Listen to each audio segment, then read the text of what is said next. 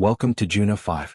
In the Federation's database, it's classified as a high-density neuroreactive biosphere. We just call it the puppet show. On this world, the jungle doesn't want your meat, it wants your motor functions.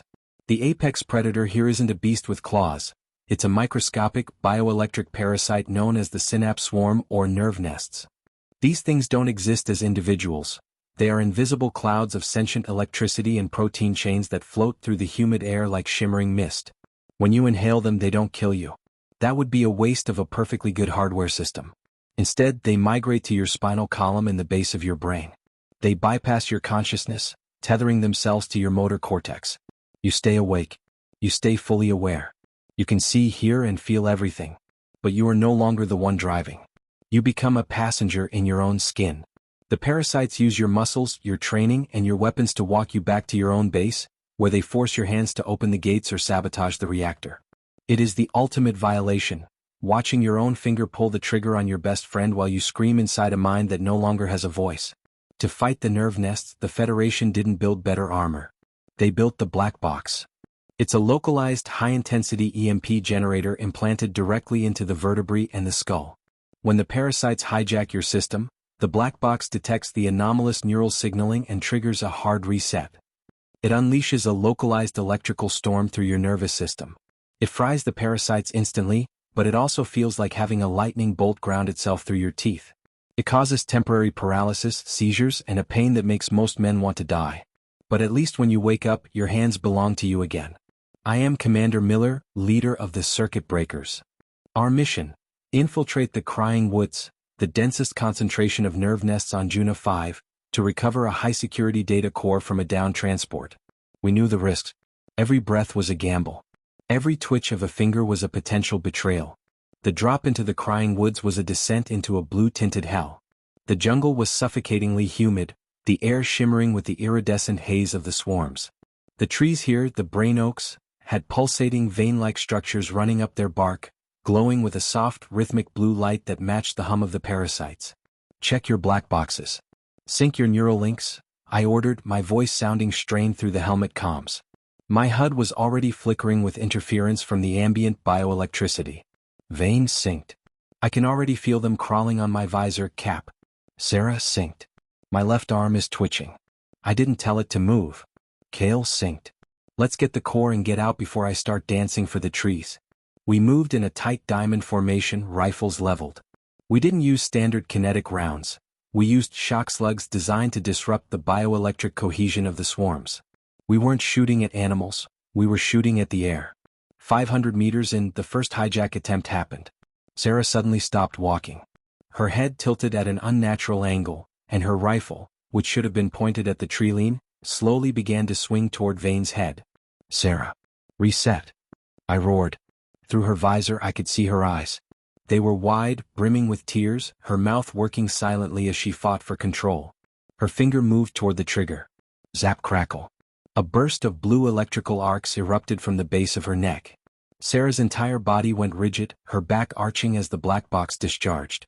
She let out a muffled shriek of agony before collapsing into the mud, her limbs twitching in a post-seizure rhythm. She's clear. Vane watched the canopy. Kale, cover the rear. I hauled Sarah up. She was gasping, her nose bleeding from the neural shock. I couldn't stop it, she wheezed. It felt like cold wire wrapping around my brain. Don't think about it. Keep moving, I said, though I felt the same cold wire beginning to tickle the back of my own skull. The jungle didn't like that we could fight back. The crying in the Crying Woods began, a high-pitched harmonic frequency emitted by the brain oaks that resonated with the parasites. The shimmering blue haze thickened into a wall. And then the puppets emerged. They came from the shadows of the massive roots, Marines from the original crash lost months ago. Their armor was rusted, their flesh was gray and sloughing off, but they moved with a terrifying, jerky precision. They weren't zombies.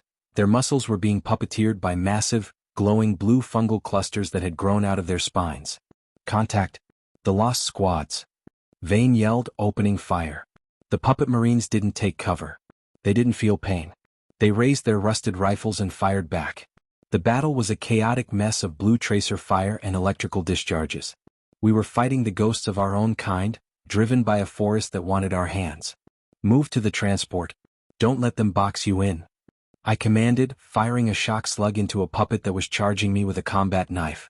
The slug hit, and the bioelectric energy in the puppet's fungal growth flared and died, causing the body to collapse like a toy with its batteries removed. I felt a sudden sharp pinch at the base of my neck. My world tilted. My right leg suddenly stepped forward when I wanted to stay still. My left arm swung up, aiming my sidearm at Sarah. No. Not me, I thought, my mind screaming against the intrusion. I could feel the parasites sliding into my synapses, their tiny bioelectric signatures mimicking my own thoughts. They were fast. They were efficient. They found the fire command in my brain and prepared to execute. I didn't wait for the black box to auto-trigger. I hit the manual override. The world vanished in a white-hot explosion of pain. It felt like my skull was being split open with a heated axe. My vision went white, my heart skipped a beat, and my muscles seized so hard I heard my own joints pop. I collapsed into the muck, the taste of copper filling my mouth. Cap. Kale's voice sounded like it was coming from the end of a long tunnel. I forced myself up, my vision swimming. I'm clear. The transport is right there. We reached the down transport. It was a jagged tomb of titanium, overgrown with the brain oak's glowing roots. We found the data core in the cockpit, still humming. But as Vane reached for it, the ceiling of the transport exploded. A mother nest dropped from the canopy. It was a massive, pulsating orb of blue light and translucent tendrils, a concentrated hive of millions of parasites. It didn't attack with claws, it unleashed a visible wave of blue energy. Shielding to max. I yelled. The wave hit us. Our power armor's internal dampeners shrieked.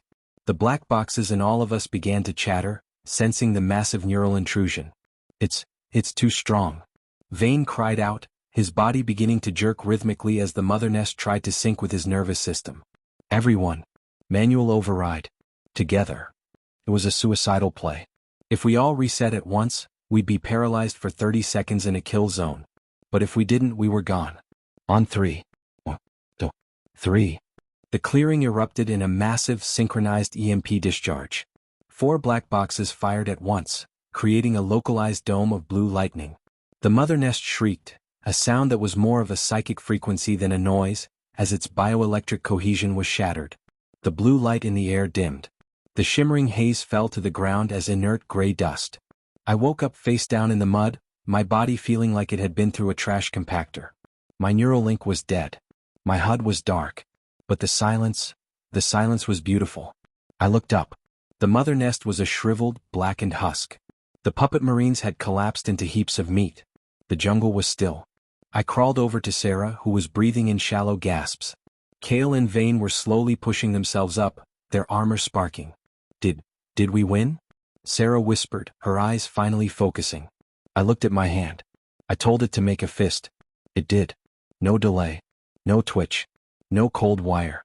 We won, I said, hauling myself to my feet. I grabbed the data core. But we're never coming back to this rock. We extracted 20 minutes later, our bodies battered and our nervous system scarred.